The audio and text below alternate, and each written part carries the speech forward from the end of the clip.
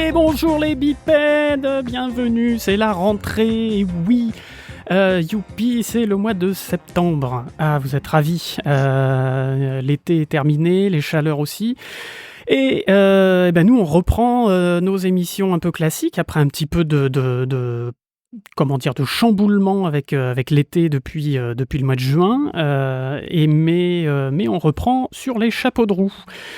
Donc, je suis toujours le doc et je suis encore accompagné par mon camarade Djeko. Salut Djeko. Salut les bipèdes, salut Doc. Je suis content aujourd'hui, c'est un sujet qui m'émeut particulièrement parce que c'est un peu mon sujet préféré. C'est de quoi on parle aujourd'hui. Oui, du SIGGRAPH, encore. Encore. Mais là, on va faire une émission Mais un cette petit fois-ci. peu plus dodue, comme on avait prévenu. Dodu, pourquoi tu dis ça, Dodu? Parce que j'ai pris un peu de poids pendant le confinement, mais ça va cette fois-ci. Ah, c'est bon, ça va. Parce qu'on va la faire un peu plus, on va vous la faire un peu plus longue. Parce que du coup, on va voir un petit peu tout ce qu'on a vu en conférence en ligne, puisque le SIGGRAPH de cette année était principalement en live à Vancouver, avec les conférences un peu traditionnelles, et puis ils ont récupéré un peu de ce qu'ils avaient fait depuis le confinement, enfin depuis que Thanos a claqué des doigts, et du coup, il y avait pas mal de choses en ligne, enfin beaucoup de choses en ligne d'ailleurs, et Ouais, je crois que c'est la c'était fort première fois intéressant. qu'ils aient un fonctionnement hybride aussi abouti, même si c'était pas parfait. Et surtout, comme tu le sais, moi, cette année, j'ai pas pu y aller en live parce que je me suis fait voler mes papiers. J'avais pas de passeport pour aller à Vancouver. C'est voilà. Et du coup, je l'ai regardé sur Internet, là, sur mon PC, en version hybride. Alors, ce qui était cool, c'est que on a pu se faire un petit chaîne WhatsApp avec deux, trois copains qui suivaient sur place et aussi en version hybride. Et on a pu échanger au fur et à mesure du salon, ce qui a cassé un petit peu cette dynamique un peu bizarre d'être devant son écran à suivre des conférences pendant 4 jours.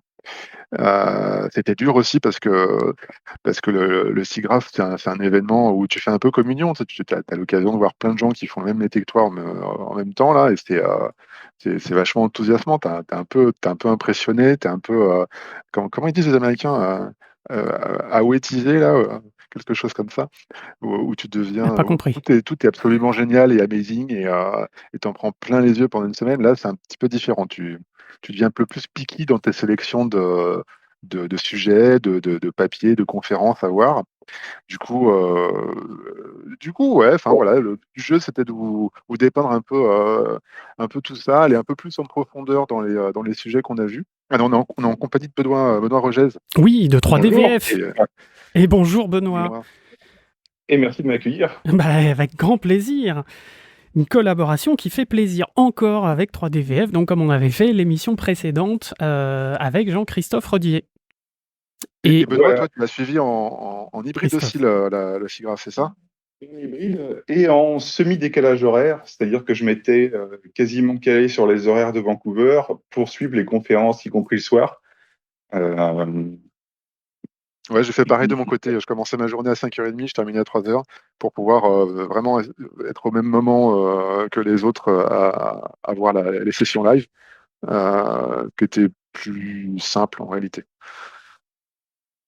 oui, c'est vrai. Alors ça fait un peu bizarre le soleil dehors Ouais. et pas aux bonnes heures, mais ça permettait quand même d'avoir un petit peu l'impression, pas loin d'être sur place. Mais qui Donc sait, c'était bien. peut-être l'année prochaine, nous y retrouverons, nous, en direct, en tout cas tout le monde en temps réel, haha, le teasing, et à Los Angeles, puisque ça se fait à Los Angeles, je crois, C'est ça. la prochaine session. Alors, on va attaquer dans le vif du sujet. Avant ça, n'oubliez pas, vous qui nous écoutez derrière vos écouteurs, en faisant la vaisselle, en faisant votre repassage ou dans votre voiture ou votre transport en commun. Si vous voulez nous aider, les podcasts seront toujours gratuits, en tout cas pour ceux-là, la majorité. Mais si vous voulez nous aider et avoir quelques bonus quand même, eh bien, vous pouvez nous aider avec Patreon. devenir patrio-bipède, comme certains qui en sont ravis et qu'on salue. Et donc pour 1 $, 3 $, 5 $ par émission. Donc en gros, à peu près par mois, puisqu'on fait une émission par mois, et ben vous pouvez contribuer à l'expansion de notre podcast. Voilà, merci à vous. Ou des dons ponctuels via PayPal aussi, ça fait toujours plaisir. Et puis bien évidemment de répondre la bonne parole dans vos studios, dans vos écoles de 3D, etc. De dire « Oh la vache, c'est vachement bien ce podcast, c'est formidable, on apprend tellement de choses, mais tu devrais écouter. » Voilà, et ça c'est la meilleure chose à faire.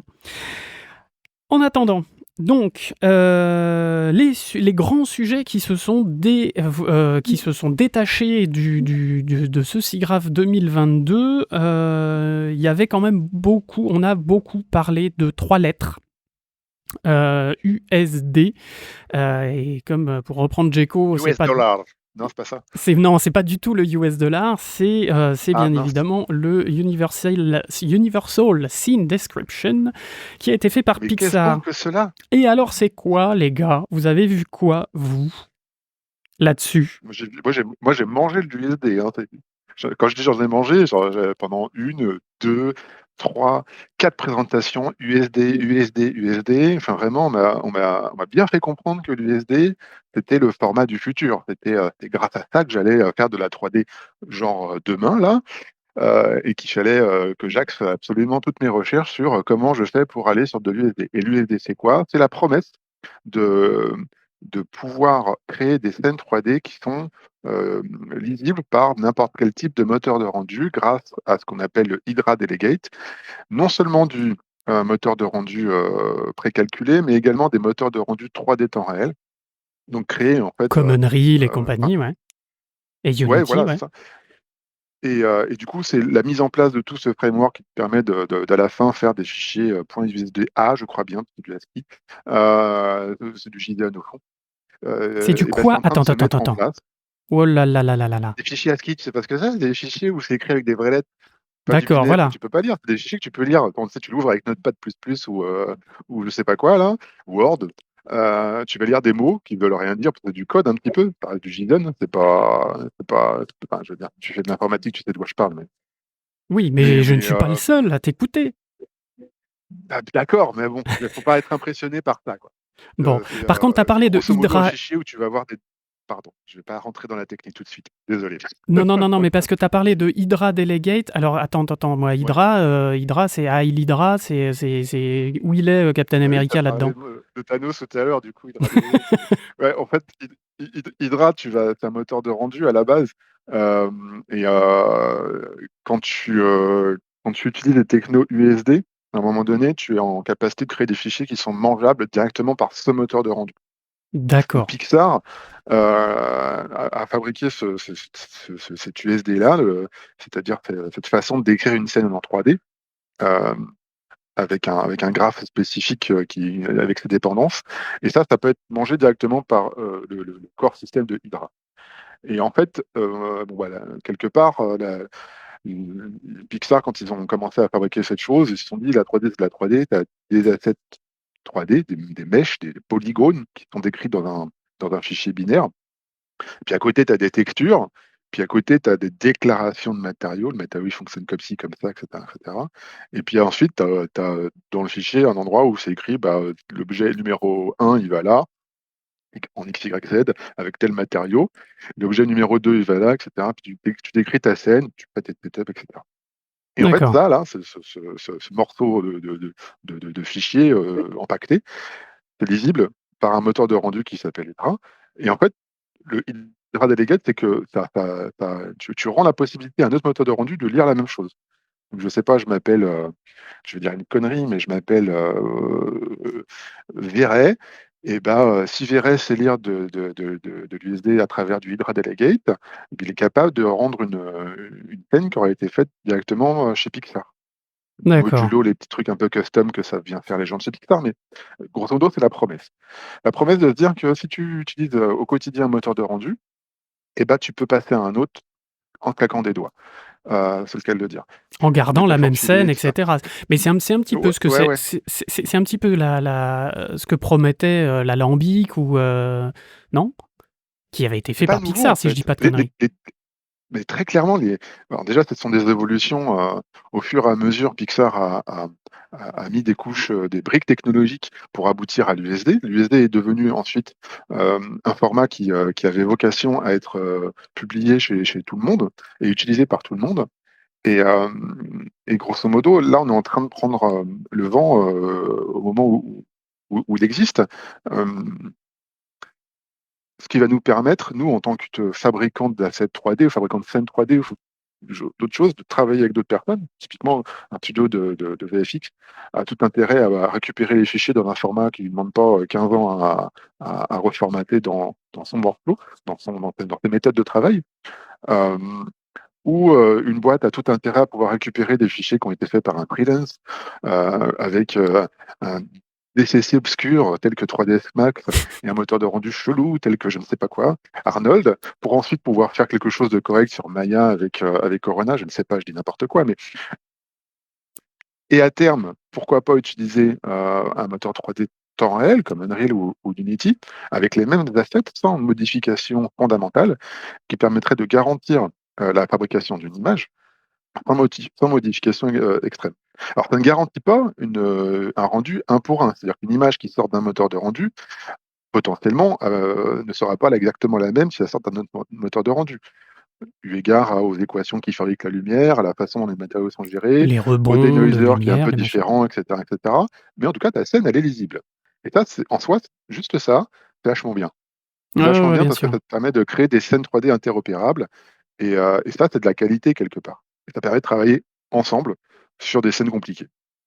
D'accord, Oui, donc ce qui était pas le cas jusqu'ici, que ce Benoît, ouais. soit entre logiciels ou entre studios, ça posait de gros soucis.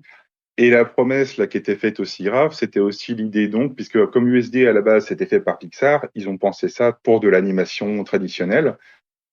Et là, la promesse, notamment du côté d'Epic Games, euh, on en parlait avec Marc Petit en interview qui est disponible sur notre chaîne YouTube, c'est que l'USD va arriver aussi dans tous les outils temps réel avec des améliorations adaptées et qu'on pourra utiliser potentiellement un même fichier dans tous les usages.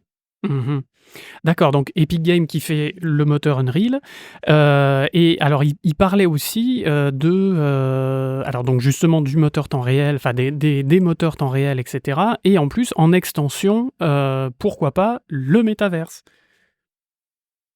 Et donc l'internet de demain où tout le monde aura des lunettes sur la gueule et ira serrer la louche virtuellement à tout le monde ou casser la gueule, sur Twitter. Oh! J'avais Voilà, pas alors pensé à quel point le métaverse pouvait alimenter les dramas. Ah Ah, bah c'est génial! carrément! Et donc, grâce à Hydra Delegate, donc le framework qui te permet de transporter en live les scènes graphes USD dans tous les moteurs de rendu, tu pourras casser la gueule à ton copain.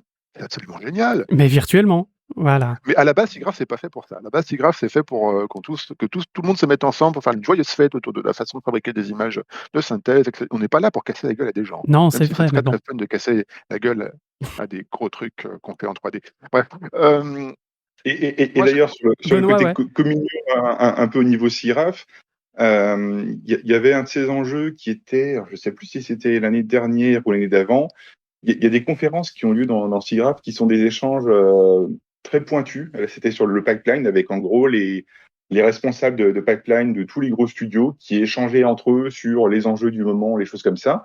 Et il parlait notamment du SD en se disant que ça avait un potentiel énorme, mais qu'ils avaient beaucoup de mal à le déployer dans leur studio, qu'il fallait faire ça petit à petit, que ça posait des alors soucis. clairement, on est au début, hein. Enfin, moi, j'ai ouvert un peu les libres là. Je me suis téléchargé ce que Nvidia justement distribue gratuitement. Alors, les deux sites de référence, c'est le site USD de Pixar et une page spécifique sur le site de Nvidia. Euh, on est encore au début, il y a encore un peu de boulot. Donc, si vous êtes TD dans une boîte de 3D et que vous vous intéressez un petit peu à l'USD, ça vaut le coup de regarder un petit peu en avance de phase. Mais je pense que les premières vraies utilisations, on va commencer à les voir autour d'octobre-décembre. Là, c'est encore un peu nouveau. Mais ouais, enfin, Mais Grosso pourtant, modo, il y a pas de révolution importante, si ce n'est que tout le monde est d'accord pour aller vers l'USD. Il reste de la géométrie, de l'instancing, des matériaux, des lumières, des caméras, des systèmes de coordonnées, et peut-être du point cloud un petit peu. Ça, c'est des choses que vous connaissez déjà, donc et, ça va. et dont on a parlé d'ailleurs, parce que là, justement, il y avait une conférence aussi de Dylan Sisson qui est de Pixar, qui est artiste technique chez Pixar et qui en général présente les dernières nouveautés de Renderman. Et là, justement, il parlait, c'était la même conférence qu'il avait fait à Annecy, dont on avait parlé d'ailleurs dans une des émissions qu'on avait fait sur Annecy. Écoutez-les, elles sont intéressantes. Justement, il parlait que l'USD était implémenté dedans, mais qu'il y avait encore beaucoup de travail à faire dans justement le système de fichiers USD pour qu'il soit justement universel, etc., comme tu disais. Mais en tout cas, il en parlait dans cette conférence. Mais c'est marrant Et, parce que ça rentre complètement en équation avec d'autres méthodes qui te promettent un universalisme au niveau, une standardisation au niveau de la façon de stocker des données. Moi, je pense vachement au MDL quand tu parles de ça, la façon d'écrire des matériaux. D'accord. Je crois que c'est Mental Image qui avait créé ça au démarrage. Et en fait, quand tu mets tout ça dans la même boîte et que tu secoues un petit peu, ça fait des chocs à pic. Non, mais c'est vrai. C'est-à-dire que si tu manipules ces objets-là comme on le fait en programmation, juste des objets qui sont agnostiques et indépendants du système qui va les utiliser derrière, ça peut que marcher. Et vraiment, aujourd'hui, tout le monde est d'accord pour le faire. Donc, on va y aller. On va tous faire de l'USD À fond les balais. à plus ou moins long terme. Pour l'opérateur au quotidien, ça va pas changer grand-chose. Aujourd'hui, un opérateur Maya qui travaille par la manière dont il travaille aujourd'hui et la manière dont il travaillera quand l'USD sera déployé partout, ça va pas changer.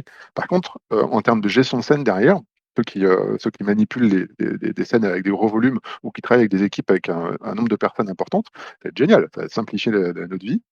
Et ça permet aussi un autre truc qui est vachement bien, c'est qu'une scène qui sera fabriquée, je sais pas, en 2022, on pourra la lire en 2027 sans aucun problème de compatibilité, parce que d'un point de vue fondamental, les objets sont agnostiques, enfin, génériques, c'est des nodes primitives qui sont lisibles partout.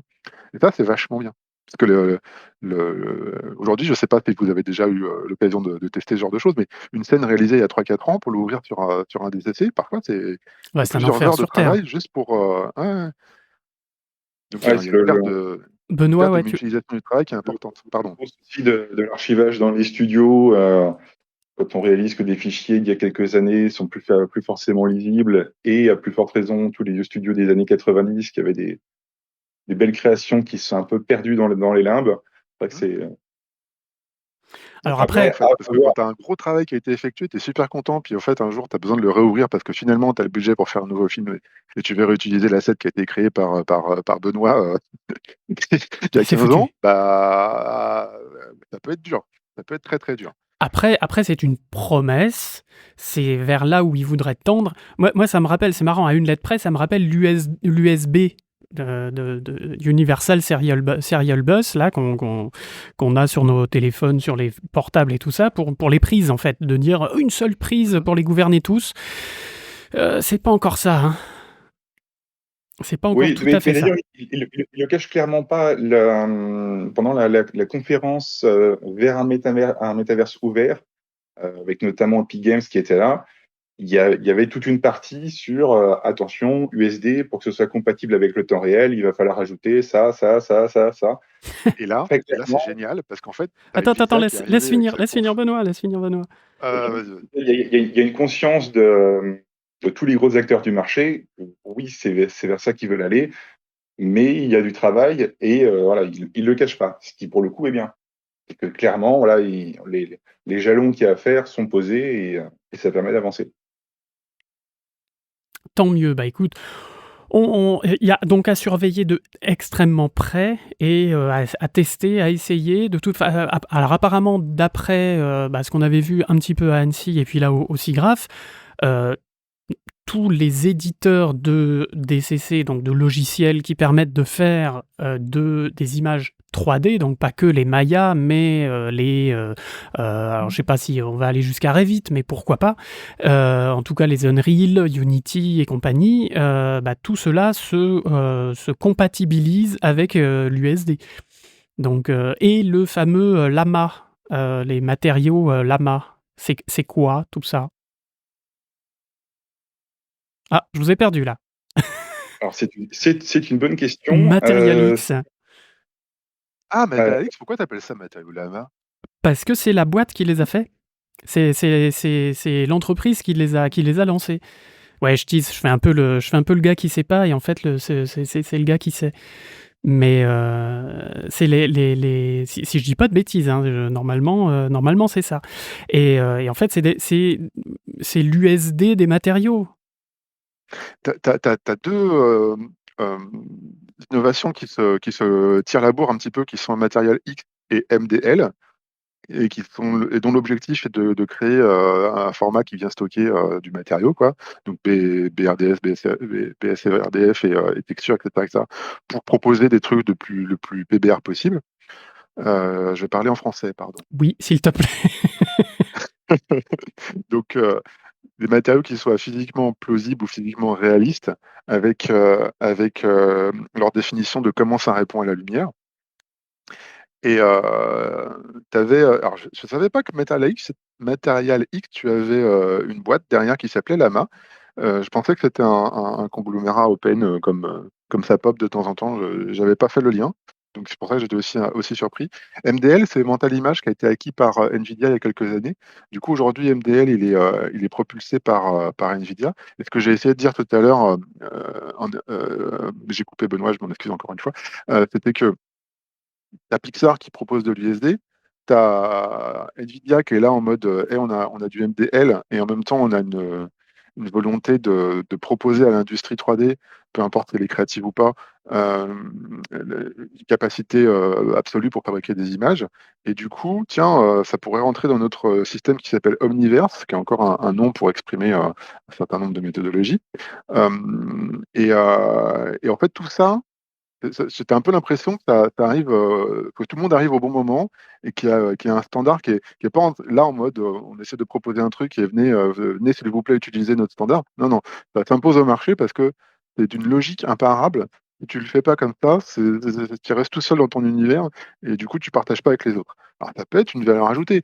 Très clairement, tout à l'heure tu citais une problématique qu'il y a peut-être avec certains studios de VFX qui n'ont pas envie de filer leurs données à d'autres studios de VFX, parce qu'ils peut-être que la valeur, elle est dans la data, hein. Euh, sauf qu'aujourd'hui, la valeur, elle est aussi dans le partage absolu de toute la donnée, parce que grâce à ça, tu fais avec des scènes de plus en plus complexes, des images de plus en plus impressionnantes, et il y a que en te partageant l'effort que tu arrives à ton but. Et tout ça pour rebondir sur Material X et MDL, je sais pas.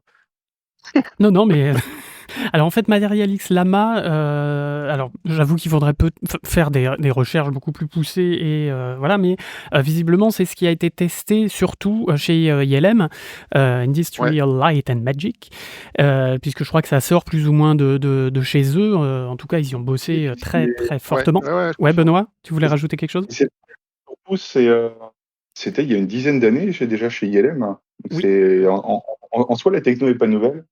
Euh, et ça a été passé en open source en 2017. je crois bien, ouais, ouais, ouais, ouais, c'est ça. Voilà, Ouais, parce c'est que un c'était peu comme open source, c'était l'USD. utilisé par tout le monde aussi. Comme l'USD, ça a été développé dans son coin au départ, et ensuite c'est passé en open source.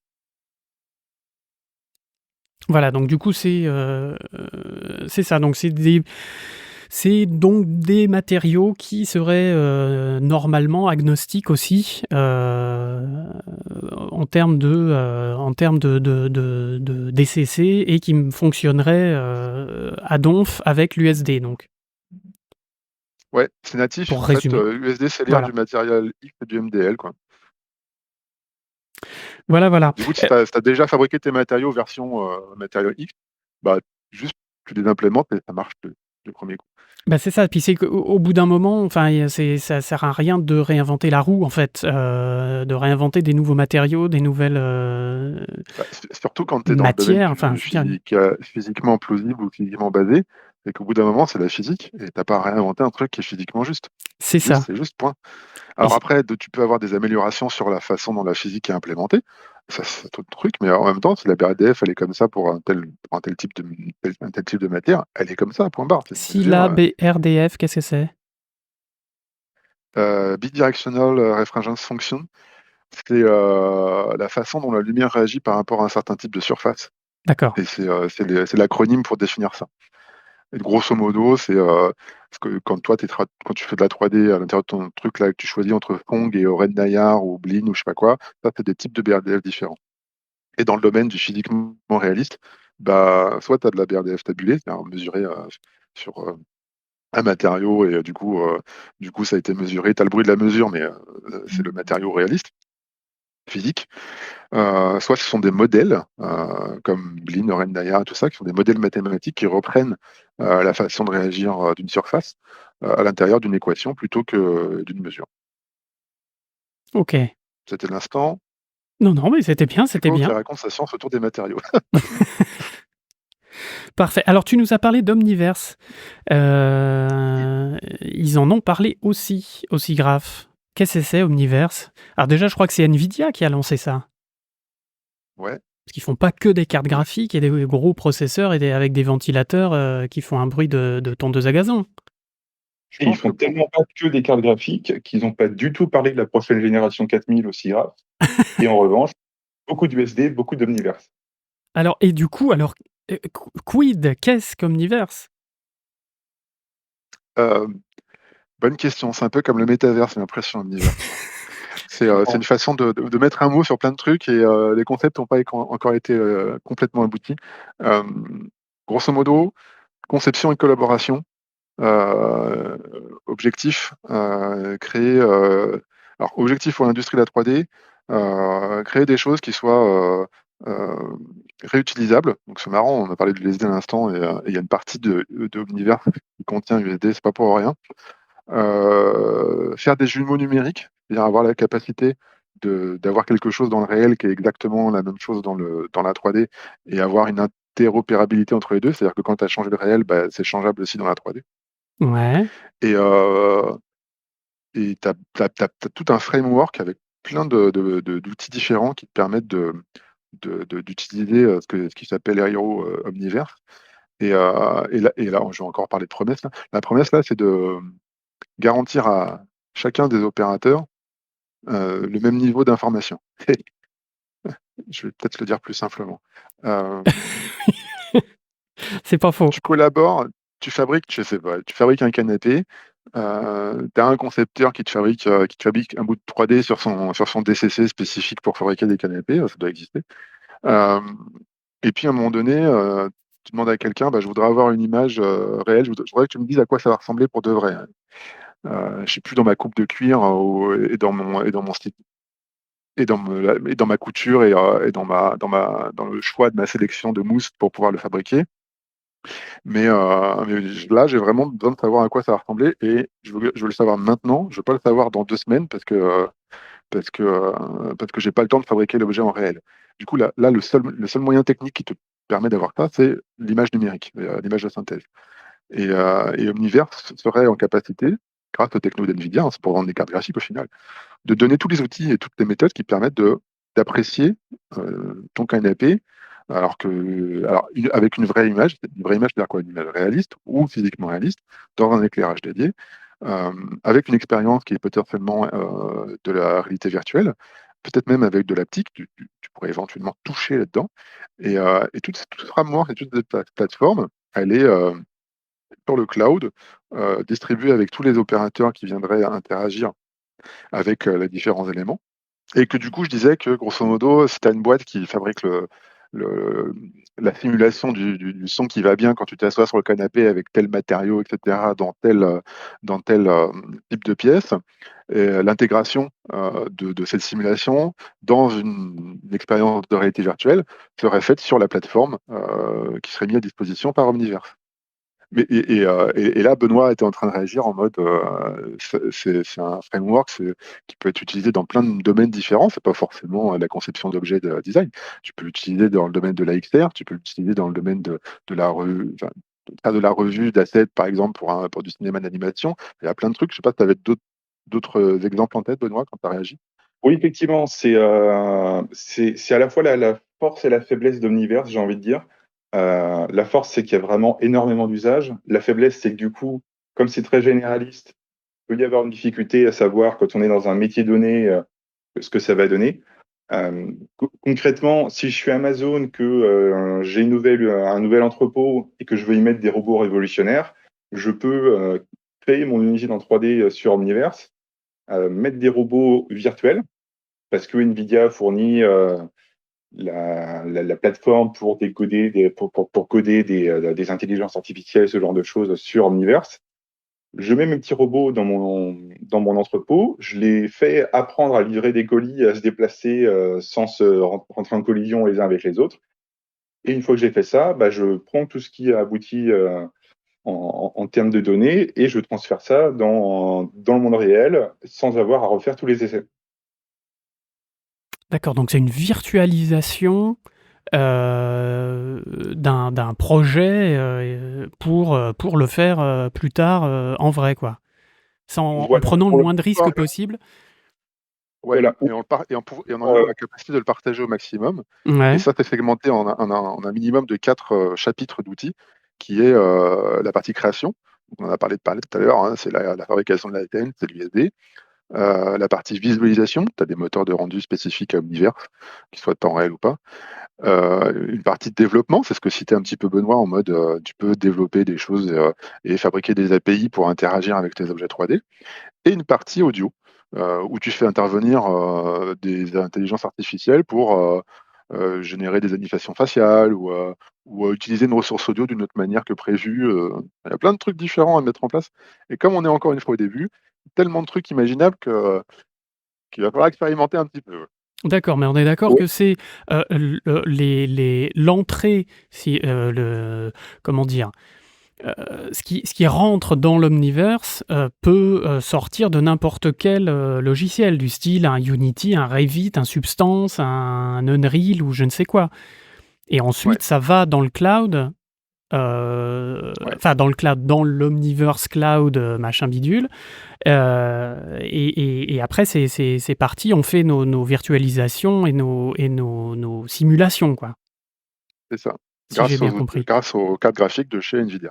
C'est bien Et ça évidemment. part, et ça part tellement de n'importe quel logiciel que Comniverse propose des ponts avec tout un tas de logiciels courants du marché, dont les logiciels créatifs du Maya, du Blender et autres, pour faire les échanges entre l'outil que vous utilisez au quotidien et Omniverse.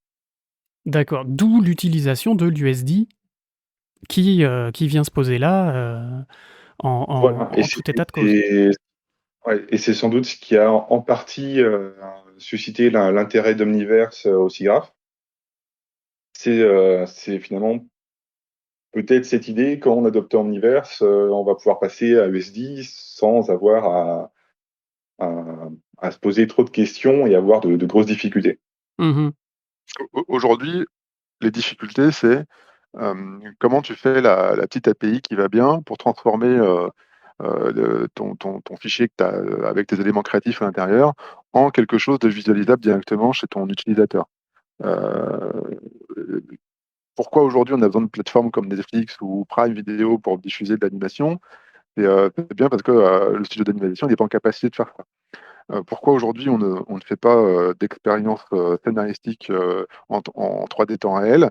C'est bien parce qu'on n'a pas les moyens de le réaliser. Nvidia, je vous rappelle, hein, ça vend des cartes graphiques. Donc en fait, elle est en train de nous donner tous les outils, tout le framework possible pour qu'on puisse créer les médias de demain, en fait. Et en même En temps qu'on soi, ne c'est assez. et en même temps qu'on ne Pardon. puisse plus se passer des cartes graphiques Nvidia. Oui. Oui, oui. Non, Ah non, bah c'est après, il y a une vraie tendance quand même autour d'ouvrir ce type de framework avec des morceaux de libre qui permettrait de faire des ponts entre le domaine du libre qui a vraiment le vent en poupe. C'est plus que le vent en poupe, en fait. Aujourd'hui, tu as vraiment des logiciels libres qui sont remplacés Non, des logiciels pas libres qui sont remplacés par des logiciels libres en prod. Et du coup, tu ne peux plus te passer du libre comme on pouvait le faire éventuellement en prod avant. Ouais. Où on en rigolait même un petit peu quand Ouais, ouais, ouais. les premiers courts-métrages qui sont sortis, qui sortaient de Blender, etc. On disait haha, oui, c'est rigolo, mais regarde là, c'est pas terrible, et puis là, c'est pas terrible. Ouais, non, mais Ouais, ouais. enfin, Bon, voilà. peut-être programmation, ça s'appelle. Parce Et que quand d'ailleurs, t'as là, pas suffisamment de ta Nvidia, vie à apprendre un logiciel, t'as pas envie de passer enfin, de te dire que t'as un truc libre qui est gratuit ou t'as pas besoin de faire d'efforts pour l'utiliser, Et de qui arrive payer comme très ça sur un cher. marché. Benoît, tu Ouais. voulais dire? oui, non, Nvidia a bien compris aussi l'intérêt du libre, puisque Blender a son petit pont à lui. Et pour revenir aussi sur la petite blague de tout à l'heure, effectivement, ils ont dans l'idée de vendre du GPU, mais à terme, on pourra aussi se passer des GPU Nvidia, en tout cas chez soi. Ce qu'ils ont comme projet à l'avenir, c'est de s'appuyer sur la plateforme GeForce Now, qui est utilisée pour faire du streaming de jeux vidéo. Gros, je suis sur mon petit ordinateur portable et le jeu tourne chez Nvidia qui m'envoie les images au fur et à mesure pendant que je joue. Et Ouais. Omniverse pourra s'appuyer là-dessus aussi. Oui, en fait, tu envoies Donc, tes datas en temps réel et c'est calculé ailleurs, quoi. Ouais, ouais, ouais. c'est marrant notre capacité à rendre les choses de plus en plus complexes. Tu te rappelles, il y a quoi? Il y a 20 ans, on avait une petite console dans la poche qui s'appelait une Game Boy Advance. Et toute la techno, elle était contenue dans un truc qui était grand comme un téléphone portable. Et tu mettais des cartouches à l'intérieur et tu jouais à ton jeu vidéo. Et là, on est en train de te promettre de streamer quelque chose sur un écran. Donc, grosso modo, ta console, ça va être un écran avec une carte Wi-Fi, deux, trois boutons, et toute la partie computation, ça sera fait sur du cloud. C'est assez hallucinant à quel point ça a évolué. Ce qui est Ouais, mais hallucinant aussi, c'est de se dire à quel point on va devoir calculer des choses dans des grosses render farms, dans des gros data centers pour alimenter tout le monde, et quel est l'impact environnemental que ça va avoir à l'avenir. bah, l'impact environnemental, puis quelque part, moi j'ai envie de dire, si tu as une panne de réseau, tu peux plus bosser. Tu me rappelles le chocolat? Moi, Oui, bon, c'est Non, vrai. mais je sais pas si non, mais c'est heureusement, l'intelligence artificielle est là pour nous sauver. pour réparer les réseaux. Non, non, non, non, je disais ça parce que c'est un sujet aussi qui a été vachement vu sur SIGGRAPH 2022.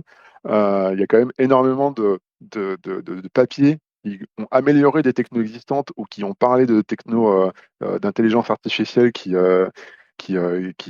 apparaissent dans de nouveaux domaines. Et ça aussi, c'était un fil conducteur tout au long de cette semaine parce que, parce que c'est un peu une révolution, quoi. On avait déjà eu un SIGGRAPH avec la révolution de l'intelligence artificielle. Là, c'est une vraie confirmation avec des choses qui sont plus de l'expérimentation, en fait. On a des images qui ne sont plus ah ouais, c'est sympa, ça va pouvoir peut-être un jour être utile. Non, non. Là, on a des solutions practical pour l'utiliser aujourd'hui, maintenant. Et soit pour simplifier la capacité de création, soit pour changer un peu les métiers, parce qu'on a plus. Ouais, il y a des choses qu'on va plus faire tout seul. Peut-être Bah, qu'on va plus faire du tout même. tu parles effectivement de l'intelligence artificielle. Je reviens un petit peu sur c'est la conférence de Renderman. Justement, leur denoiser maintenant est avec de l'intelligence artificielle. Sur Renderman 25, ils font donc un denoiser fait avec de l'intelligence artificielle qui lui va reconstruire, recombler les vides et les cochonneries qui sont faites au calcul avec du noise, quoi. Ouais, c'est génial, non? Tu fais un truc un peu pourrave, tu le passes dans une boîte noire qui s'appelle Denizer, et ça t'hallucine les pixels qui manquent pour faire une image à peu près lisse. Ouais. Et en plus de ça, tu as le choix dans les technos. Parce que tu as la version Intel, tu as la version Pixar, tu as la version GAN, tu as la version machin. Tu peux vraiment construire une façon d'améliorer ton image grâce à des réseaux de neurones qui ont été entraînés. Et, Et comme ils ont déjà été entraînés, tu as un coût de production qui est moindre que du pur rendering. Et du coup, c'est une façon de réaliser, d'améliorer les images qui permet sans doute, j'ai pas fait mes tests jusqu'au bout, donc j'utilise le conditionnel, mais qui permet sans doute de réduire la facture du coût du rendu et du coup réduire de facto la consommation des gros data centers qui te permettent de fabriquer ces images. Du coup, quand tu conjugues ça avec l'intelligence artificielle, tu te dis, tiens, il y a peut-être une solution là-dedans. Alors, il faut le mettre en équilibre avec la demande qui va aller de manière croissante, mais quand tu vois la qualité des images qui sortent d'un DALL-E, d'un Midjourney ou DALL-E 2 ou autre chose, tu te dis que d'ici Qu'est-ce que c'est ça? 2-3 ans, tu sais, les petits, comment ça s'appelle? C'est pas des petits trucs, ce sont des réseaux de neurones qui ont été entraînés pour fabriquer des images. Et en fait, grâce à un prompt, une phrase que tu écris quelque part sur un Internet ou sur un Discord, tu as en sortie une image. Je peux écrire par exemple Doc sur une planche à voile un jour de pleine lune avec une façon de peindre comme Vincent Van Gogh. Et l'outil, en 2 minutes, va t'halluciner le doc sur une planche à voile de nuit Ah bah avec ça, une façon de ça peindre façon m'intéresserait. Van Gogh. Et en plus Tu... de ça, non seulement te faire une version, 2 versions, 3 versions, mais tu peux lui demander de recalculer une version qui t'a plus plu qu'une autre, et du coup, il va t'en ressortir encore 4 versions. Et tu vas avoir comme ça une espèce d'arbre de décision que tu vas construire au fur et à mesure. La qualité des images est assez hallucinante. On en a parlé, enfin, vous avez dû voir sur YouTube ou autre des articles autour de tout ça. C'est entre le super enthousiasmant et le super flippant parce que vraiment, vraiment, bah, la limite, qualité des images est hallucinante. c'est ça, les artistes vont plus avoir rien à faire. Donc. Alors, peut-être pas plus rien à faire, je pense que c'est un super outil Ouais. qui permet de raccourcir ton temps de travail. N'empêche que entre un étudiant qui devait apprendre à faire du digital painting en 2000 et un étudiant qui va apprendre à faire du digital painting en 2022, c'est juste pas les mêmes. C'est juste pas les mêmes. Tu nous mettras les liens, enfin, tu me donneras les Yes. liens et on les mettra dans les notes de l'émission pour faire tout Je, ça, parce je que ça mettrai une m'intéresse petite de me image voir de Doc sur la planche à voile. exactement. Alors après, c'est de la techno qui est super intéressante, qui a des grosses possibilités et qui en même temps soulève pas mal de questions d'un point de vue éthique et même légal. Parce que donc c'est des technos qui ont été entraînés sur des images. Ouais. La question, c'est quelles étaient ces images? Est-ce que du coup, le fait que ça se base sur ces images-là, il n'y a pas un lien de causalité? Est-ce qu'il ne faudrait pas rémunérer les créateurs? Il y a la question finalement, vu que tout ça, vu que l'image finale sort d'un algo, qui a les droits dessus? Est-ce que c'est la personne qui a tapé sa petite phrase je veux Doc sur un vélo dans le style du Spider-Man de Sony? Est-ce que c'est les créateurs de l'IA? J'ai Est-ce que des images. c'est personne? Et quand je dis personne, ça peut vraiment se poser. Du côté US, en termes de copyright, il y a eu des cas par le passé où la justice a tranché en disant bah non, il n'y a pas d'intervention humaine, il n'y a pas de copyright. Bah, comme l'histoire du Euh, singe qui avait pris un selfie là. Voilà, avec un singe qui avait emprunté l'appareil photo d'un photographe quelques instants, qui avait appuyé sur le bouton sans faire exprès, et le photographe avait essayé derrière de monétiser l'image, de garder le copyright, et on lui avait dit, bah non, désolé, vous n'êtes pas l'auteur, et en fait, il n'y a pas d'auteur, Tout l'argent l'image... revient au singe. Qu'est-ce qu'il va en faire? Non, je crois qu'il y a effectivement l'image. Mais je me demande si elle n'est pas tombée dans le domaine public, du coup, cette image. Il me semble que ça finit comme ça, ouais. Et donc, il y a cette problématique-là, et il y a aussi le fait que on a vu, là, il y a une semaine ou deux, il me semble, émerger une plateforme de ce type, mais qui proposait spécifiquement de faire des images dans le style en prenant des artistes connus, des concept artistes, des choses comme ça. D'accord, mais c'était Et, une et- IA, donc il faisait ça. oui, Alors, voilà, c'était une IA, mais on dans le peut style dire, 2, bah ça voilà, veut dire que l'IA, elle a été entraînée avec plein d'images qui ont été réalisées par ces artistes. Elle a sans doute halluciné plein de nouvelles images basées sur ces styles graphiques. et se pose la question, qui est-ce qu'on paye? Et Ouais. aujourd'hui, le modèle économique, c'est un abonnement pour avoir accès à des jetons d'utilisation des IA. N'empêche que les styles graphiques de ces personnes, bah, genre c'est leur propriété intellectuelle quelque part. Mais comme ça n'a pas été réalisé par eux, mais par l'IA, vide. Donc ça va être un peu sympa. Alors aujourd'hui, les IA que j'ai vues, tu me détrompes, Benoît, si je dis des bêtises, mais ne produisent que des images fixes. Moi, j'ai hâte de voir des images animées, hein. Alors, Ça, on peut faire des animations avec certains systèmes. J'en avais testé un qui permettait de faire ça, notamment qui travaille avec des systèmes de variation, comme tu évoquais un peu plus tôt, et qui en fait prennent l'image qui a été générée pour générer la suivante. On peut faire Alors, on j'ai peut vu deux imaginer trucs des animations. vachement Et bien d'ailleurs. J'ai vu des espèces de cinémagraphes. Tu sais, t'as l'image de Doc sur sa planche à voile, sauf que la mer bouge.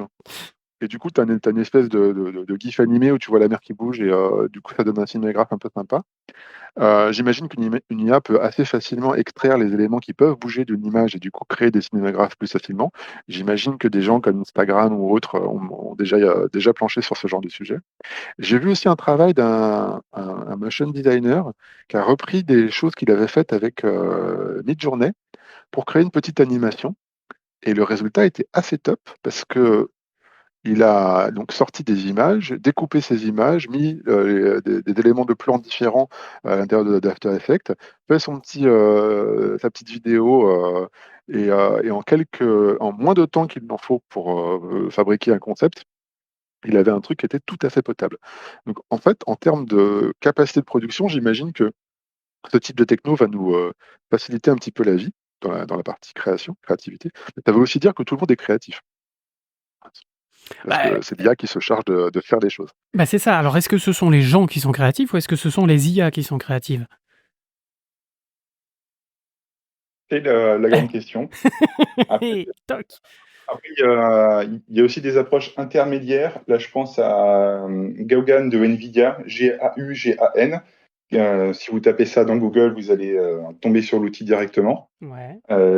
qui propose un petit outil de création de paysage où en fait on va non pas dessiner le paysage, mais ce à quoi il devrait ressembler. On dit là, je veux une montagne avec un pinceau grossier d'une couleur. Là, je veux de la mer en mettant une autre couleur. Et puis on lui dit, bah voilà, transforme ça en image qui est assez esthétique et en lui donnant un style, et il va créer quelque chose derrière. Donc on a Ce qui serait finalement une rigolo, alliance de l'humain et de la machine. ce qui serait rigolo, c'est d'entraîner un réseau de neurones pour qu'il réagisse par rapport à ce que toi, en tant que personne, tu lui dis. Donc en fait, il est habitué à toi, et du coup, il te réalise l'image en fonction de tes goûts à toi. Et quand tu penses que y a des gens comme Alibaba et Google et Pinterest qui travaillent sur ce genre de techno, tu te dis que bientôt, elle est géniale ma phrase. Sans doute un jour, on va avoir des pubs adaptées à ce qu'on aime, dont la création aura été faite par une IA et pas par un poussif CG artiste directement sur Illustrator ou je ne sais quoi. Et du coup, il y aura plus, enfin, il y aura un domaine du job qui va disparaître littéralement. Bah, bienvenue dans Minority Et pour, Report.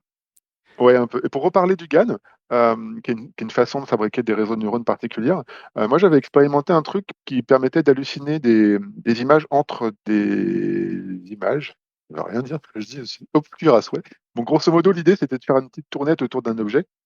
Et on n'avait que 6 images, sauf qu'on voulait que ça soit fluide en termes de tournette. Et plutôt que de recalculer avec le moteur de rendu, on s'est dit, tiens, on va essayer d'utiliser GAN pour qu'un réseau de neurones hallucine les images manquantes entre les différents angles qu'on avait. Et le résultat est assez rigolo. Ça marche très très bien sur les objets qui ne sont pas transparents. C'est-à-dire qu'il y a des choses qui ont une entité physique où il n'y a pas beaucoup de réflexion et où c'est facile, enfin facile, où c'est assez Évident. obvious la manière dont ça va Ouais. réagir merci, avec la lumière. Ça marche plutôt pas mal. Ça blur un petit peu dans certains coins. Ça pète un petit peu là où il y a vraiment pas d'information dans l'axe de vision d'une caméra, mais ça remplit les trous. Et je me dis, dans des sites web genre qui vendent des sneakers ou des trucs où tu dois tourner un peu autour pour essayer de comprendre à quoi ça sert, c'est le genre de techno qui peut être directement utilisé, mais tout de suite, littéralement. Et dans le cadre de notre métier de créatif, de fabricant d'images de synthèse, ça peut peut-être réduire le temps de calcul total. Vous Alors, savez, on a ce trend là dans le marché de l'animation où on va de plus en plus vers de l'anime 3D qui ressemble à du stop motion. Parce que pour des raisons budgétaires et de style aussi, réduire le temps de calcul est quelque chose d'intéressant. Bah, on pourrait imaginer qu'un réseau de neurones puisse recalculer un film qui soit fait de façon stop motion en version fluide. ah bah oui, pourquoi C'est pas, la oui, oui. promesse que donne ce genre de truc. Ouais, ouais, ouais, ouais. Totalement. Alors dans la série aussi, l'IA et les machines vont nous remplacer. Bienvenue chez Skynet. Moi j'ai vu une conférence de chez Hexagon AB, qui bossait avec les IK. Vous savez, les IK, c'est ceux qui font Ouais. les appareils photo et surtout les objectifs photo. Mais ils font pas que ça. Les IK, ils font aussi des machines qui permettent de mapper, c'est-à-dire que de capturer l'environnement et de le reproduire en points, en polygones, etc. Mais en tout cas, de capturer l'environnement dans lequel ils sont. Donc ça existe depuis quelques temps, quelques petites années, mais en tout cas là, ils ont poussé le bousin vachement loin et ils ont fait des petites machines, notamment le BLK2 Go, c'est comme ça que ça s'appelle, je mettrai le lien dans les notes, mais ce qui est une espèce de allez, c'est gros comme, je vais dire, parce que j'ai fait de la ratatouille ce week-end, c'est gros comme une aubergine et c'est sans fil et on le balade dans une maison, dans un lieu, peu importe, et en fait, il va capturer tout ce qu'il y a autour. Et donc vraiment refaire les volumes, les textures, enfin en tout cas capturer tout ça pour vraiment choper tout l'environnement et pouvoir le réinjecter dans un logiciel de, entre autres, de 3D temps réel. Et alors ils ont Et pas en pan cloud en fait. C'est réinjecté en polygone, c'est ça qui est assez marrant. tout à fait, C'est qu'il y a un c'est en process, polygone. ouais, Et, un euh, process qui te transforme tout ça. et en plus, ils ont poussé encore le bousin encore plus loin, ils ont foutu le machin sur un drone. Et du coup, tu peux programmer le drone et aller, par exemple, scanner la tour Eiffel. Donc ton petit drone, il va faire, hop, tu vas lui dire, tu lui montres en gros l'objet que tu veux capturer et lui, il va faire tout son petit circuit pour aller te capturer tout intégralement la tour Eiffel de bas en haut, ou un building ou la pyramide de Gizeh, qui sait, voilà, peu importe. Et Mais en tout cas, voilà, ces gros trucs peuvent être automatisés et du coup scannés et réinjectés n'importe où. Donc ils peuvent refaire le monde et du coup ça fait le lien avec hop, l'omniverse et hop, ça fait le lien avec le temps réel et le métaverse. Et paf, ça fait des chocs à pic. Et notamment, entre autres aussi, pour les productions virtuelles aussi. Ils disaient, ouais, ça permet de choper, de capturer des décors et de ensuite faire de un les faire set en dans entier des comme ça. sets virtuels, des sets de tournage virtuels comme on a vu, comme on avait dit le truc de Star Wars, la merde, j'ai paumé le nom. Mandalorian. Mandalorian, merci. Voilà. J'ai vu un truc, un papier de recherche qui était lié à ça, qui concrètement utilisait le GAN, donc le truc dont on vient de parler, plus de la photogrammétrie pour refaire de la reconstruction 3D. Et en l'espace de 3-4 ans, tu avais un espèce de vieil amas de polygones un peu dégueu, nuageux, qui ressemblait vaguement à une forme qui correspond à ce que tu avais capturé. Et les technos actuels, tu as un truc qui est limite en quad, super bien brossé avec les textures dessus. Enfin, c'est assez hallucinant C'est ça. de se dire que l'implémentation de techno qui était balbutinante il y a 2-3 ans te permettent aujourd'hui d'avoir des outils qui sont utilisables en prod là, maintenant. Tu peux les acheter, les utiliser tout de suite. Je trouve ça génial. Et Et ça a alors, été à une vitesse de malade. Je me sens complètement dépassé. boomer, va. Et en même temps, c'est plutôt positif dans le sens où ça veut dire qu'on ne stagne pas, qu'on avance, qu'il y a des nouveaux outils et Ah non, qu'on va c'est pouvoir sûr. faire des choses qu'on ne savait pas faire ou qui coûtaient très cher et qui là vont être accessibles On à ne beaucoup faisait pas plus. parce que ça coûtait très cher, c'est clair. Hein. Oui, mais alors du coup, on en revient toujours à la même question. Les modeleurs et textureurs, ils vont plus avoir de taf ou quoi? Alors, C'est un peu la crainte permanente, mais en même temps, historiquement, ça s'est pas vraiment révélé vrai. C'est un peu comme dire quand on a ajouté les logiciels façon Terragen ou Vue qui permettaient de créer des forêts. Ah ouais, mais alors ceux qui étaient payés à placer les arbres les uns après les autres, ils auront plus de travail. Bah, en fait, ils ont juste changé de travail et ils se sont mis à faire des forêts plus réalistes et plus rapidement. Et là, je pense que ça va être pareil avec ce genre de choses, hein. On va juste évoluer en termes de métier. faut pas oublier la résistance au changement. Faut pas oublier, enfin, parce que clairement, notre industrie, elle est faite d'une certaine manière. On a segmenté les métiers d'une certaine manière, et tu vas pas demander à quelqu'un qui est au milieu de carrière ou en fin de carrière de changer du jour au lendemain de métier. Donc ça va se faire progressivement. Progressivement, tu vas avoir des outils qui vont être adaptés, qui vont être implémentés dans les outils qu'on utilise au quotidien. Ça se trouve, dans l'outil que tu utilises, il y a déjà un petit peu d'IA, mais tu ne le sais pas encore. Non, mais c'est vrai. Et typiquement, tiens, tu parlais du denoiser tout à l'heure. Aujourd'hui, dans n'importe quel mesure de rendu, tu as un denoiser. Celui d'Intel, je crois, le denoiser de base, c'est de l'IA. C'est un réseau de neurones qui a été entraîné. Tu vois, c'est assez discret, hein. Le truc qui est complètement hallucinant, c'est qu'aujourd'hui, on est dans une accélération de l'utilisation de ce type de technologie. Et ouais, tu as cette peur, ça crée de l'anxiété, en tout cas chez le créatif, parce qu'il se dit que du jour au lendemain, il ne va plus pouvoir créer comme il le fait aujourd'hui. Bah Alors, ouais, mon pote. Mais en fait, c'est le cas depuis le début de l'industrie de l'image de synthèse. Tous les 3 4 ans, il y a un shift qui s'opère. Il y a peut-être eu un petit ralentissement à un moment donné, mais clairement les choses changent et il faut s'adapter.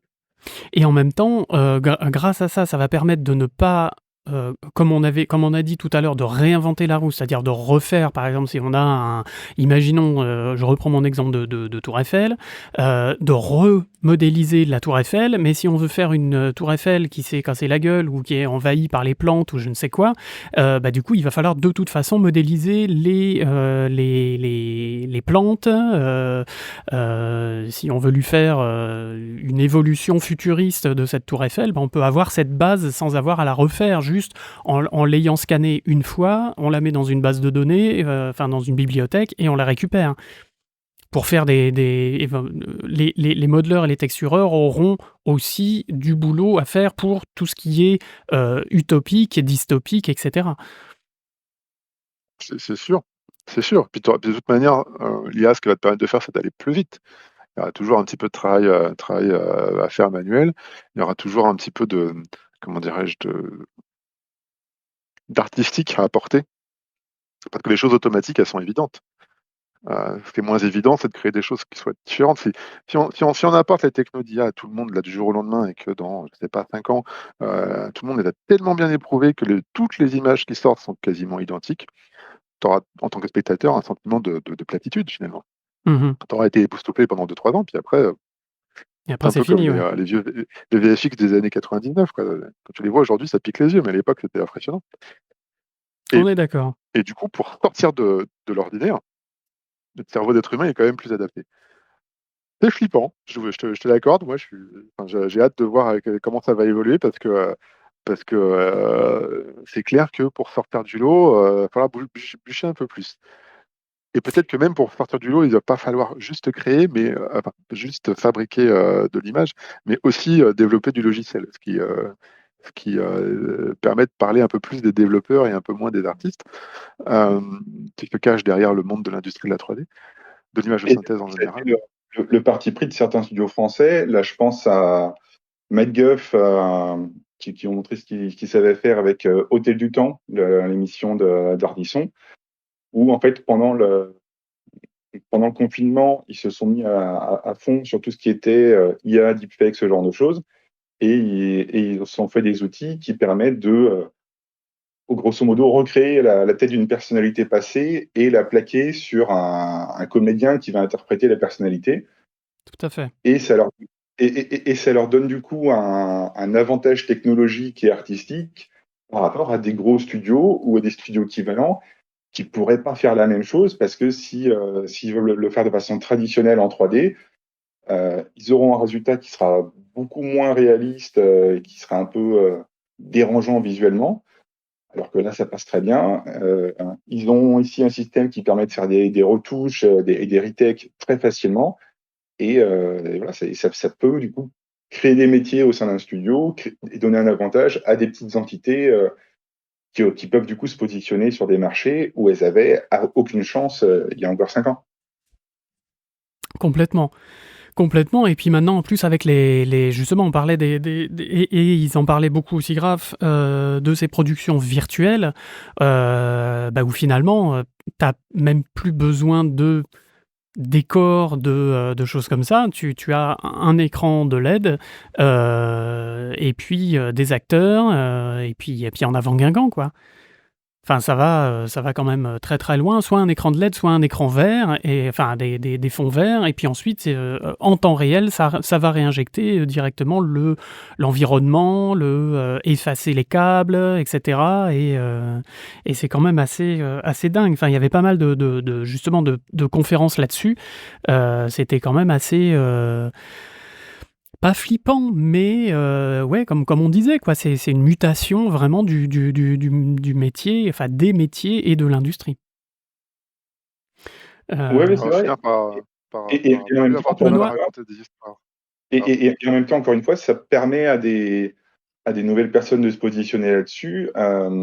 Toujours sur le côté production virtuelle, on avait aussi la motion capture qui était très présente cette année, avec Rococo qu'on a interviewé en vidéo et qui nous disait que la grosse majorité de leurs utilisateurs, même s'ils ont des clients comme Netflix et Sony et autres, c'était potentiellement des artistes en solo qui ont une combinaison, qui ont une idée, tiens, hop, ils se font la mocap en solo dans leur studio ou même dans leur chambre, et qui du coup se font des créations comme ça avec de la mocap, de la 3D temps réel, et qui obtiennent des choses grâce à ces nouvelles technologies. alors ils font Et quoi, Rococo, concrètement? oui, Rococo, en fait, ils font des combinaisons de motion capture. Donc, pas de caméra d'installation lourde. On enfile une combinaison et c'est bon. D'accord. Ils font aussi des gants. Donc, selon le produit, ça fonctionne avec deux techniques euh, qui va être qui va être par exemple du champ électromagnétique, où le fait de bouger les doigts va faire en sorte qu'une base qui est fixée sur le dos de la main va détecter la position des doigts. Donc, ils font des outils comme ça pour les personnes qui créent de la motion capture, et ils font aussi une librairie d'assets avec des mouvements enregistrés, qui est un de leurs chantiers pour l'avenir, où en fait, si on n'a même pas de combinaison, on peut aussi acheter des mouvements déjà faits et demander à d'autres créateurs de les faire pour nous. D'accord. Mais c'est un peu ce qu'avait fait Adobe avec, comment ça s'appelait, enfin comment ça Et s'appelle avec d'ailleurs? qui, Quoi qui donc? était issu d'un Mixamo. Mixamo, exactement. C'était français, ça, non? À la base, je crois que c'était français, mais ça a été racheté par Adobe, ouais. Mais Issu d'un oui. Ah rachat, oui, oui, Autodesk. comme beaucoup de techno. Mais oui, ça a été, et on l'utilise toujours en plus. Et en plus, je crois que ça marche assez bien justement avec le temps réel, faire un pont, en tout cas avec Unreal. Moi, j'ai un copain qui fait ça, qui récupère en fait de l'animation de Mixamo, qui vient l'injecter dans Unreal, et en avant. Il est pas animateur, mais il se démerde avec ça, à faire justement des blends entre plusieurs animations déjà enregistrées, entre plusieurs mocaps en fait, récupérés, et puis ça marche du feu de Dieu, quoi. Donc on résume On plus ne de remplacera jamais travail. un animateur. On ne fera jamais C'est croire qu'on peut remplacer un vrai animateur. Ça, c'est pas possible. Non, mais ce qui est génial dans tout ça, c'est que quelque part, la techno est devenue tellement mature que maintenant, on n'a plus qu'à raconter des histoires. Ce qui manque, quelque part maintenant, c'est même plus imaginer les images, c'est raconter des histoires sympas, quoi. Des trucs qui t'enthousiasment, qui te permettent d'aller dans des univers que t'as jamais expérimenté, et de retrouver finalement cette appétence que tu avais à regarder un film de Star Wars ou un truc d'Harry Potter ou je sais pas, Indiana Jones, parce que t'avais jamais été fait avant et que c'est cool d'aller au cinéma pour regarder ça. C'est cool de jouer aux jeux vidéo pour expérimenter un machin comme ça. Là, on n'a plus qu'à faire. Donc, si Ah, ça nous donne les moyens de le faire des choses qui vont nous permettre d'être autant enthousiasmé par d'autres créations numériques, il n'y a plus qu'à faire. Pourquoi pas? Alors on parlait des animateurs qui vont plus avoir, à faire, grand-chose. Alors oui, il y avait aussi sorti des animations déjà préenregistrées, mais si tu veux, te la jouer animateur, mais sans être animateur, il y avait dans le Real Time Live qui était une espèce de grand, apparemment c'est tous les ans qu'ils font ça. C'est une espèce de plusieurs, il y a une dizaine de alors studios, personnes, peu importe, qui viennent présenter des outils, des plugins, des technos, des nouvelles technos, même des objets en lien avec le temps réel, etc. Et on doit voter pour les technos qui nous ont le plus impressionnés. Mais il y en avait un qui était sous Unity, pour pouvoir faire de l'animation sous Unity, et avec, comment dire? Il y avait un personnage qui avait un rig, une espèce de rig un peu classique, mais qui permettait, quand on bougeait par exemple le joint de la main, quand on allait le bouger et avancer la main, et ben ça allait bouger tout le reste du corps et en fait donner une posture équilibrée juste en bougeant un seul contrôleur, parce que le reste était calculé justement, et on y revient encore, par une IA et par un espèce de moteur physique, par rapport à une gravité, par rapport à un équilibre du corps, etc. Donc tout ça était déjà genre calculé derrière en fait, et venait se rajouter, se surajouter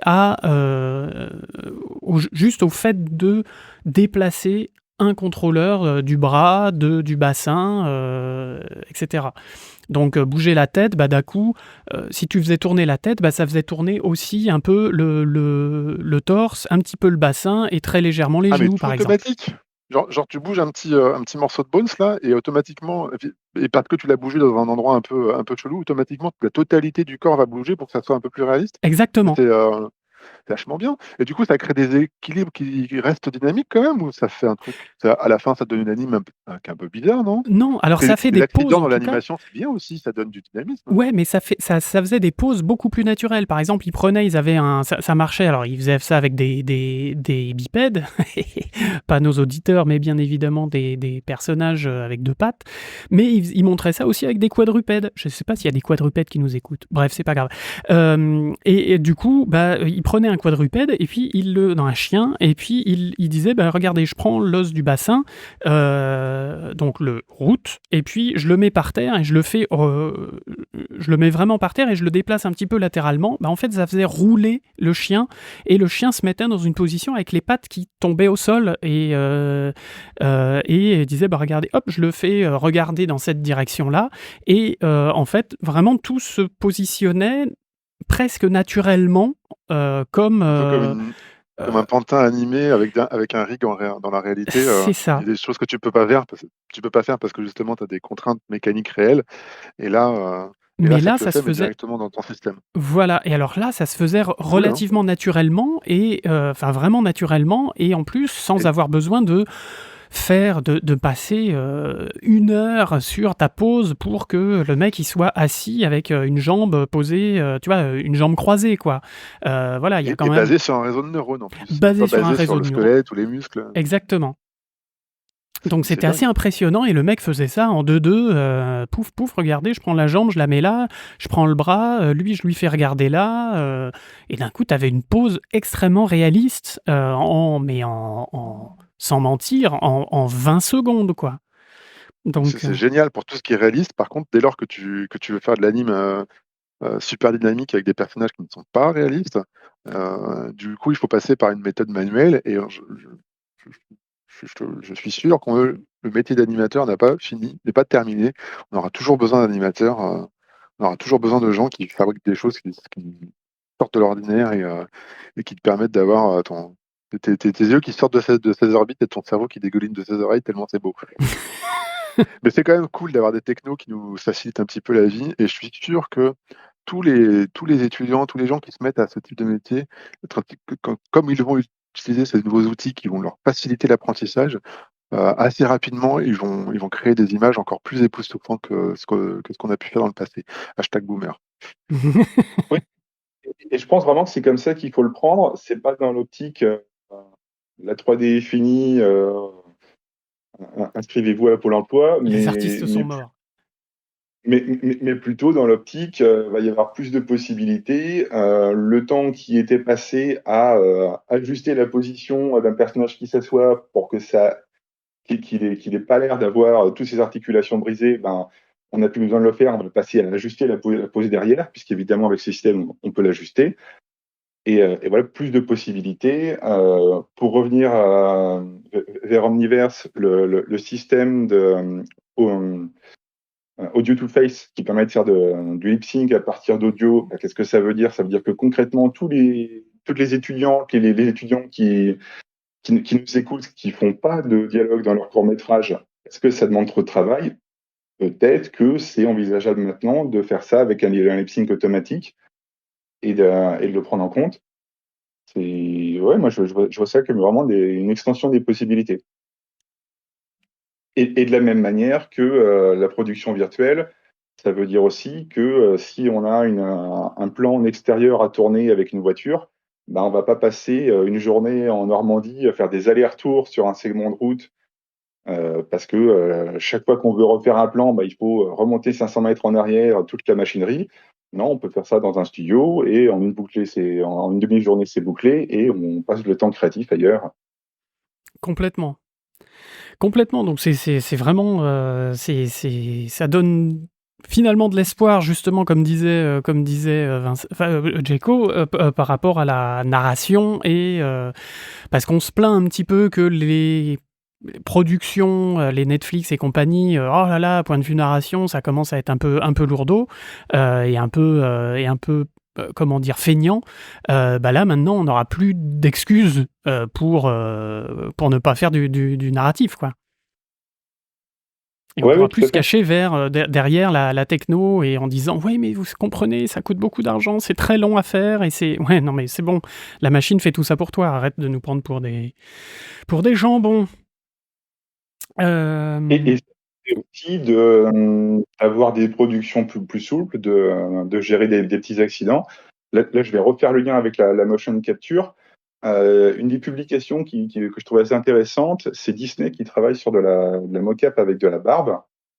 ouais, Euh, Grosso modo, actuellement, quand on fait de la capture de visage, l'idéal, c'est de raser la personne qu'on veut capturer parce que capturer les poils, on ne sait pas faire et on ne sait pas détecter la peau dessous. Et justement, Disney a travaillé sur un système qui va partir d'une pose neutre du visage et estimer à la louche quelle est la forme du visage dessous et ensuite va prendre en compte les mouvements de la barbe pour en déduire les mouvements du visage qui sont dessous. Ce qui c'est veut dire que ouf. ma star d'Hollywood, qui est barbue pendant tout mon film, j'ai pas besoin de faire la motion capture soit avant, soit après. Je peux faire ça pendant, sans avoir à raser ma star. Incroyable. Parce que raser une star, ça coûte cher, hein.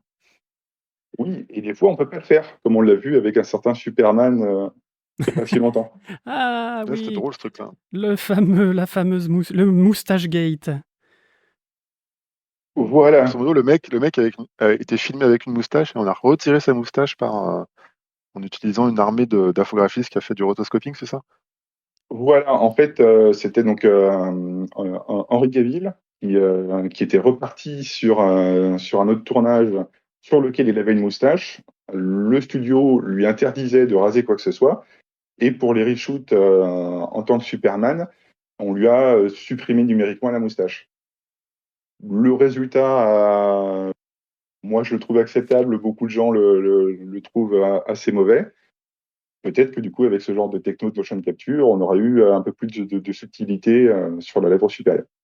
Ah, bah, sur Fi YouTube, il y a des mecs qui se sont amusés justement à refaire ces images-là avec les technos actuels. Je mettrai le lien, comme d'habitude. Oui, je crois que ça marchait même limite mieux. Ouais, ça marchait mieux, ouais.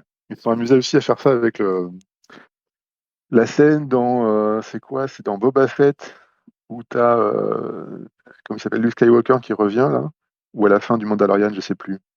C'est à la fin du Mandalorian. Oui, c'est à la fin de la saison 1, ouais. Ouais, et du coup, ce qui a été diffusé sur Disney+, le visage de Luke Skywalker était un petit peu chelou, et ils l'ont Légèrement. amélioré en utilisant du deepfake. Mais suffisamment pour que ce soit une vraie amélioration, quoi.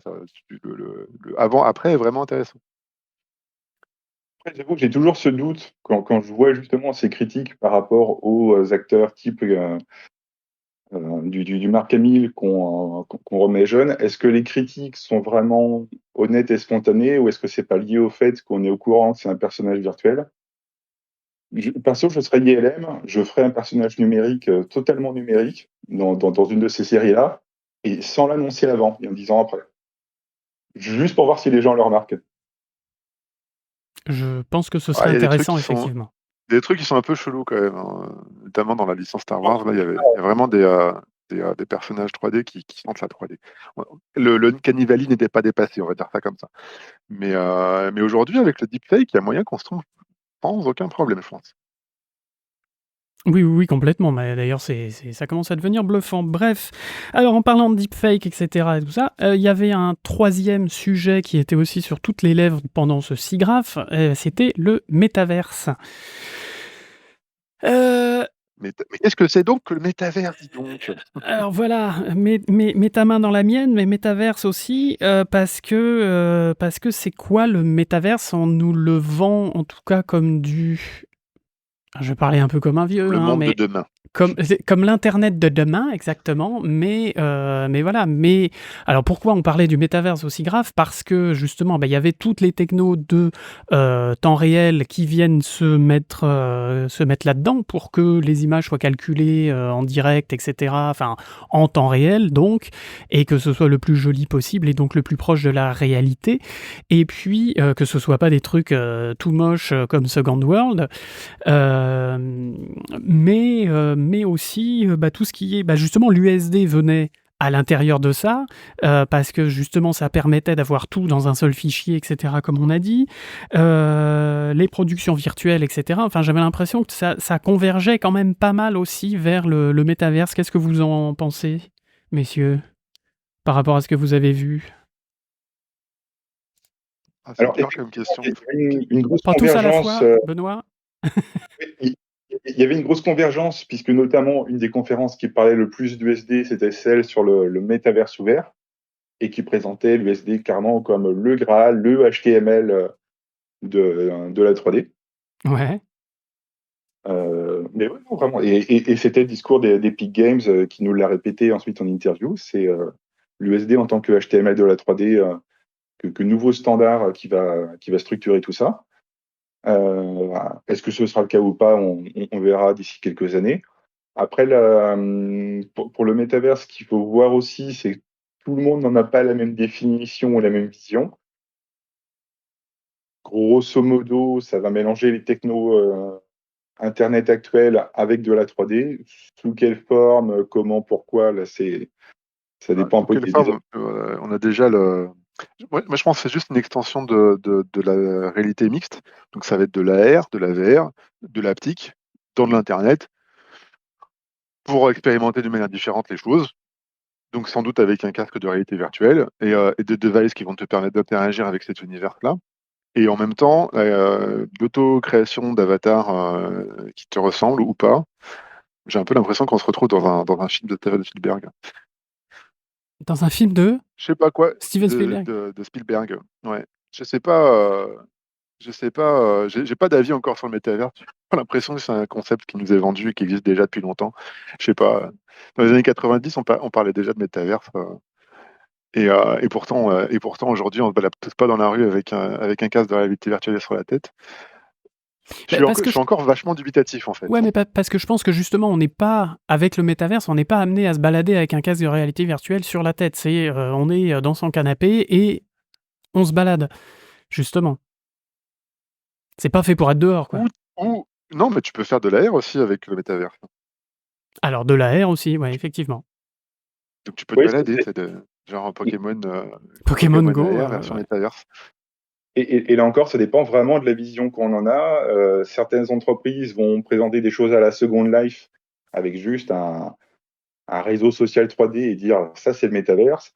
Et d'autres, justement, vont faire avec de la réalité mixte, de la réalité augmentée. Voilà, encore une fois, il y a des visions assez différentes de ce que c'est, ce que c'est pas.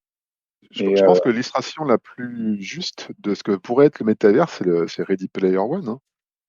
C'est-à-dire que tu as un endroit qui n'est pas un vrai endroit, où tu peux sociabiliser, tu peux t'acheter des trucs, et donc tu as une économie interne et tu as une immersion totale. Voilà. Après, Alors, avant Ready Player One, t'avais ne serait-ce que Matrix ou comment c'était Yes. ce C'est film des films de boomers maintenant, on n'en parle plus, c'est ça? japonais. Oui, tout à fait. Non, c'était pas un film japonais.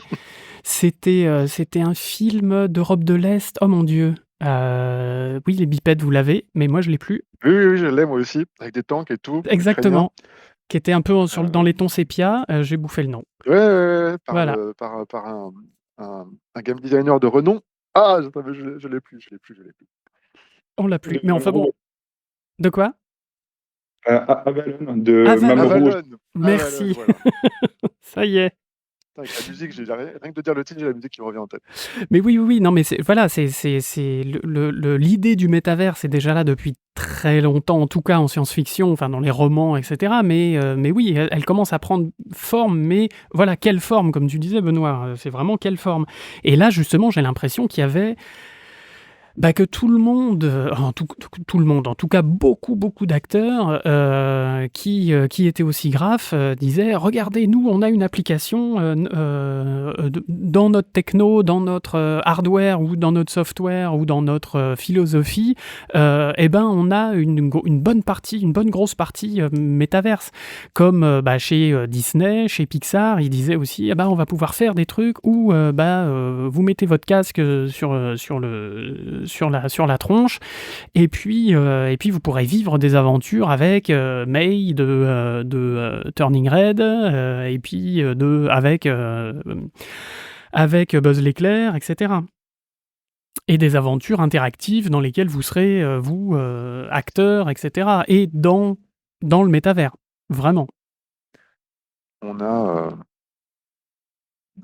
des gens qui sont capables de créer des univers en 3D qui ne demandent que ça. On a les technos qui existent. Alors oui, on voit encore les pixels, mais en même temps, elles existent et elles sont assez sympas. Je ne sais pas si on a beaucoup de médias qui sont fabriqués, qui sont capables de s'appeler métaverse ou Xverse, ce que tu veux. Non, je reste complètement dubitatif. Je ne sais pas à quel point ce type de création média va être popularisé et comment ça va évoluer au fur et à mesure des années. Écoute, en tout cas, pour résumer ce qui s'est passé au SIGGRAPH, donc il n'y aura plus de modeleurs, de textureurs, d'animateurs. On va tous avoir un chausson sur la tête et on bougera plus de notre canapé, non? C'est ça? Pas loin? Ou alors la vision inverse, on va pouvoir faire plus de choses plus rapidement et passer moins de temps sur les tâches ennuyeuses et potentiellement polluer moins grâce au dénoiseur.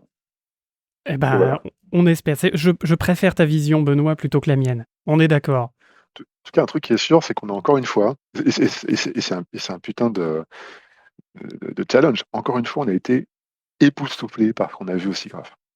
Encore une fois, on s'est senti dans un océan de nouvelles idées, de nouvelles technos, de choses complètement dingues qui sortent de cerveaux absolument géniaux. Et c'est super grisant. C'est super grisant. Quand tu te dis que les petits papiers de recherche qui sortent à droite à gauche, les petites expérimentations, les grandes annonces qui sont faites par les grands industriels, au bout d'un moment, ça va créer des workflows que tu vas utiliser toi. C'est chouette. C'est juste cool le SIGGRAPH. On Ouais, est je d'accord. pense que c'est vraiment la force de l'événement, c'est d'avoir vraiment un gros mix de techno, de choses artistiques. On va avoir une publication sur la simulation de vol de papillons. J'ai vu à côté des choses très sérieuses sur des serveurs à refroidissement liquide. On a vraiment des choses qui ont rien à voir. Et c'est vraiment toujours l'occasion d'avoir un bon aperçu de ce qui se fait dans tous les domaines côté 3D. Eh ben, en effet, et puis, alors visiblement, il y avait beaucoup de monde en plus de monde que ce que nous a dit, Jean-Christophe. Je crois qu'il y avait à peu près 10 000 personnes, hein, Ouais, c'est ce qui a été annoncé. voilà, c'est ce qui a Voilà, et même un peu plus, il me semble. Je crois que c'était peut-être le chiffre exact, ça devait être dans les 11 000, je crois. Ça, c'était en physique, et en virtuel, je sais plus si c'était 20 000 ou 30 000, mais 20 voilà. 000 en Au niveau virtuel. global, on avait quelque chose d'assez important. Parce que c'était pas donné quand même l'accès en virtuel. Et en général, les dernières années, les SIGGRAPH, c'était autour de 16-18 000 personnes. Il y avait 20 000 personnes en plus en version délocalisée. Là, c'est énorme Oui, la je pense que pas publication. mal de gens ont profité du fait que ce soit en hybride pour y participer alors qu'ils n'auraient pas pu se déplacer physiquement, euh, pour des questions d'emploi du temps, des questions pratiques et en termes de coût.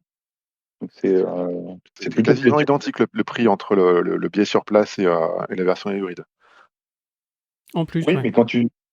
mais si on va sur place, il faut aussi l'avion, l'hôtel, etc. Donc il y a quand même un coût Oui, assez on voit les important. copains, et ça c'est cool. Voilà. Et on voit les copains, en effet. Et puis, On a heu des et puis on opportunités d'emploi et on voit les industriels et on sert il y a des vraiment louches. c'est pas du métaverse, tu vois, c'est de la réalité. Et on va au Bien aussi. cocktail et on se bourre la gueule, pas en virtuel. Non, Petite, jamais. correction, par rapport à l'épisode d'avant où on avait dit qu'il y avait pas de stand, de gros stands d'éditeurs et cetera, puisqu'on n'avait pas vu Autodesk et cetera, mais visiblement, il y avait un énorme stand Blender. Voilà, qui n'avait rien à vendre, mis à part, non, rien, mis à part des pins, des machins, non, des casquettes, non, ils devaient les donner. Donc, ils avaient rien à vendre, mais ils étaient là quand même, donc tant mieux pour eux, hein, c'est très bien. Est-ce que vous avez d'autres petites choses à ajouter, les garçons? Oui, une petite précision par rapport à l'épisode d'avant. Vous Oui, demandiez les histoires Benoît? de rendu FOBA et de tracking de Dieu, à quoi ça pouvait servir, avec Jean-Christophe. Grosso modo, le fait de suivre le regard, c'est super utile en réalité virtuelle, puisque en VR, comme on a beaucoup plus de pixels à rendre que sur un écran classique, il faut du GPU assez puissant. Et si on sait où regarde la personne, eh ben, on peut faire un rendu top niveau à cet endroit-là et autour faire un rendu un peu dégradé. Et du coup, on économise pas mal en performance et on peut faire des choses plus jolies. En temps de C'est-à-dire calcul. que pour le Voilà. même nombre de gigahertz dépensés, tu vas avoir un truc qui va être beaucoup plus résolu à l'endroit où tu regardes, alors que sur les bords, ça sera flou, c'est ça? Et voilà. L'idée, Un c'est peu, vraiment de se un peu calquer comme moi sur, avec mon astigmatie, c'est rigolo. l'idée, c'est vraiment de se calquer sur la vision humaine qui, de base, a plus de récepteurs au centre de la pupille, enfin, de la zone arrière de l'œil, que sur les côtés. On a une vision périphérique qui est déjà dégradée. Et ben là, l'idée, c'est vraiment de profiter de ça, en fait. Oui, c'est un level of detail, non pas dans la profondeur, mais dans l'image, quoi, enfin dans la largeur et la hauteur de l'image, quoi. Voilà. D'accord. Alors, trouver le papier pour voir quel est le gain en termes de perf, c'est vachement intéressant comme techno en tout cas. Bon. Eh ben, voilà, toutes ces petites précisions. Djeko, tu avais un petit truc à rajouter? Moi, je nagerais dans le SIGGRAPH toute l'année en fait. Ça, c'est mon rêve, c'est faire que ça. Regarder des technos innovantes, d'expérimenter des choses, avec un peu de chance, trouver quelque chose, en parler aux autres. Tu parlais des cocktails et tout ça. Oui, c'est bien d'aller sur un salon pour profiter des cocktails, mais c'est aussi bien de rencontrer de nouvelles personnes et de se dire que, bah tiens, avec ce bout d'idée, ce bout de workflow, on peut faire une révolution. Euh, je trouve ça super enthousiasmant. Bon. Clairement, j'y resterai toute ma vie. Eh ben, D'ailleurs, écoute, on en a parlé, on a fait un peu de teasing, on va faire des émissions qui vont s'appeler, qui s'appellent Orio. C'est pas le SIGGRAPH, c'est pour pas si rentrer un peu grave, ouais. plus en, en profondeur dans un détail. On le fera au fur et à mesure de l'année, comme ça. Pour l'instant, c'est assez confidentiel, mais vous allez voir, on va vous sortir des petits papiers de derrière les fagots, ça va être sympa. Voilà. Ce sera pas C'est pas sorcier, mais c'est pas si grave. Ah, c'est drôle. J'y avais jamais pensé. Le Bon, Chablis du Seagrass. en tout cas, merci beaucoup, Benoît, de ta collaboration et puis de ton intervention dans notre magnifique podcast. Merci pour l'invitation. Mais c'est avec, Merci, Benoît, c'est c'était avec cool. grand plaisir. Et puis j'espère qu'on aura d'autres petites collaborations ou même grosses collaborations avec vous parce que en tout cas, c'était très intéressant de bosser avec Jean-Christophe et toi. Ouais, je pense qu'on aura le temps de faire des choses ensemble pour les prochains événements notamment. Ça marche, avec grand plaisir. Djeko, merci beaucoup. Je sais que tu dois filer dardard pour... tu as des choses à faire. Et ça tombe bien, parce que c'est la fin de cette émission. Et donc, encore merci. Et puis, on se retrouve le mois prochain, la prochaine émission, pour un autre sujet qui n'a rien à voir, mais qui va être tout aussi intéressant. Salut les bipèdes. Gros bisous les bipèdes et à bientôt. Ciao, ciao. Ciao. Ciao.